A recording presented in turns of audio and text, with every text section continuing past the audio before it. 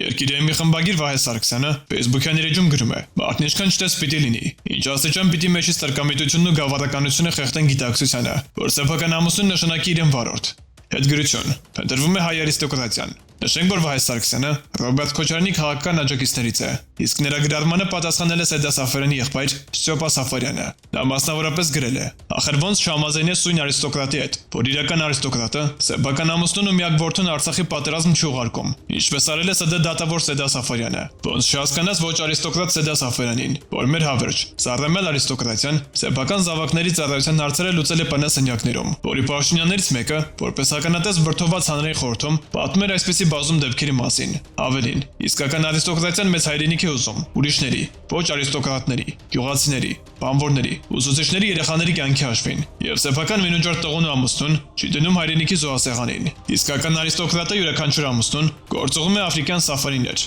որս անելու, որդուն հունական գաղզիներ, Լաս Վեգասներ եւ Հոլիվուդներ, ոչ թե պատերազմ։ Փաստորեն, ՍԴ դատավոր Սեդա Սաֆարյանի վրա քարոզչական մեծ արշավ է պլանավորվել ու իրականացվում։ Գիտեն, վստահ են, որ 168 թեմի հետաքննությունն ու մեղադրանքները ջրվելու է։ Դրա համար էլ Սեդա Սաֆարյանին մեղադրում են ոչ արիստոկրատ լինելու մեջ։ Կառավարության նիստում Հայաստանի վարչապետն անդրադարձել է Լաչինի միջանցքի փակ լինելու հետևանքով ստեղծած իրավիճակին։ Չբավարարվելով Լաչինի միջանցքը փակելով, Ադրբեջանը փակում է նաև գազի խողովակը, հետո բացում 10%-ով, հետո նորից փակում, հետո բացում 25%-ով, ու այսպես շարունակ։ Ադրբեջանը շարունակաբար կիրառում է նաև գազային ճնշման գործիքը, ինչը դատապարտելի է։ Արդեն 46 օր Ղարաբաղի բնականոն կյանքը խաթարված է, եւ հումանիտար ճգնաժամը ծավալվում է ամբողջ թափով։ Ղարաբաղում հոսանքի հովարային անջատումներ են, որովհետեւ Ադրբեջանը խափանել է նաև Ղարաբաղը հոսանքով ապահովող գծերի աշխատանքը, եւ բնակչությանը հոսանք է մատակարարում միայն տեղի էլեկտրականների արտադրական հզորությունների հաշվին, ինչը բավարար չէ։ Առաջին անհրաժեշտության ապրանքները մատակարարվում են կտրոնային համակարգով։ Մեր ունեցած տեղեկություններով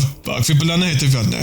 Ղարաբաղում տնտեսական, հոգեբանական ճնշումը հասցնել ինչ-որ մի կուլմինացիոն կետի, հետո մի քանի օրով բացել միջանցքը, ակնկալիքով, որ Ղարաբաղի հայերը զանգվածաբար կլքեն տները, կրկին փակել միջանցքը, ու ելի մի քանի օրով բացել, մինչև վերջին հայը կլքի Ղարաբաղը։ Սա էթնիկ զտման բացահայտ քաղաքականություն է, հայտարարել է Հայաստանի վարչապետ Նիկոլ Փաշինյանը։ ԵԽԽՎ-ն րոպեներ առաջ որոշեց քննարկել Լաչինի միջանցքի շրջափակման մարդասիրական հետևանքների հարցը։ Այս նստաշրջանի օրակարգում այս մասին Facebook-յան գրառմամբ տեղեկացրել է Հայաստանի ԱԺ քաղաքացիական պայմանագիր խմբակցության պատգամավոր Վլադիմիր Վարդանյանը։ Նշենք, որ ԵԽԽՎ նախագահ ընտրված Նիդերլանդները ներկայացնող քաղաքական գործիչ Թերի Քոքսը իր աշխատանքային պարտականություններին անցնելուց հետո հայտնեց, որ Լաչինի փակման հետևանքով հումանիտար ճգնաժամի հետևանքները պետք է քննարկվեն ԵԽԽՎ-ում, որպես ընթացիկ հարց։ Երբ նախագահը հարցադրում արեց, կան արդյոք արձակություններ թեմայի քննարկման վերաբերյալ, ձայն խնդրեց ադրբեջանական պատվիրակության ղեկավար Սամատ Սայիդովը եւ հայտարարեց, որ դեմ է հարցի քննարկմանը, քանի որ Լաչինի միջանցքը փակ չէ։ Նա պնդեց,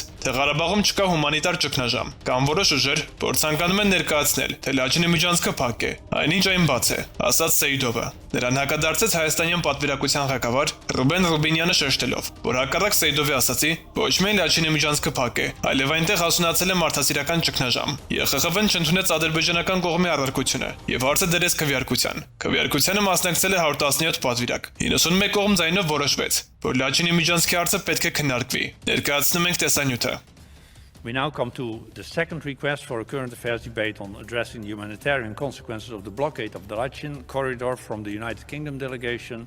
At its meeting this morning, the Bureau approved this request and therefore recommends to the Assembly that the matter be debated during this part session. Does the Assembly agree to this recommendation?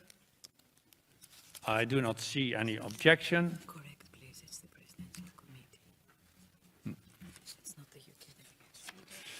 I do not see any objection. I have to inform you that this was a proposal from the Presidential Committee. I see an objection. Mr. Seedorf. Mr. President, let me first of all congratulate you with your re-election to this position, and I hope that you will be able to manage this assembly in a very acceptable way. Today early in the morning we see some problematic issues which are very strange, especially for me as a member of the EC group. Mr. President of our group already mentioned about that. But I'm against of this current affairs debate, of course, because this is not true.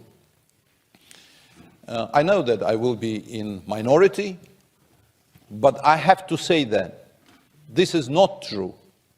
The Lachin corridor is open, and that's why when you are entitled, said that humanitarian consequences of blockade, this is exactly against the realities in the region. That's why I am completely against, and I have proofs for that. I will be able, I hope, to present to this assembly the real facts that the road is open and nobody is going to block the road. But some forces try to present the situation in absolutely upside down situation, and that's why I'm against. Thank you very much, Mr. Seydov. You spoke against this debate. Is there anyone who wants to speak? No, first we are going to finish this one. Yes, I hear you, sir, but first we are going to finish this one. Does anyone speak in favor of the debate to be held? Does anybody wish to speak in favor of the debate to be held? He can speak against, no? Do you want to speak against?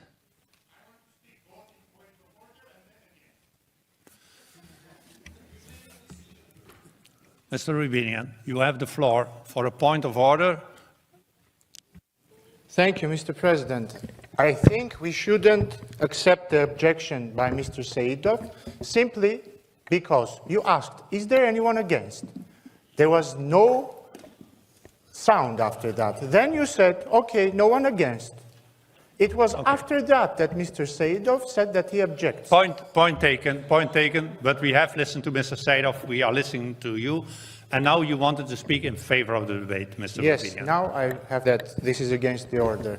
Anyway, the situation, the Lachin corridor is blocked, and we have a catastrophic situation in Nagorno-Karabakh. It's a humanitarian crisis. It's not even a crisis in the making anymore. It is a crisis, and it has to be debated. Thank you. Thank you very much. We now shall put the proposal to the vote. A simple majority is needed. Those who are in favor of holding the current affairs debate should vote yes. Those who are opposed to hold this debate should vote no. The vote is open. I close the vote and I call for the results to be displayed, and the current affairs debate is approved. Mr. Paul Gavin will open, Mr. Pierre-Alain Frides is going to open the debate. Then, we now come to a request for a current affairs debate. Now, we already have adopted two, eh? So that ends the story. Exactly. So we cannot deal with a third request because we have already adopted two current affairs debates.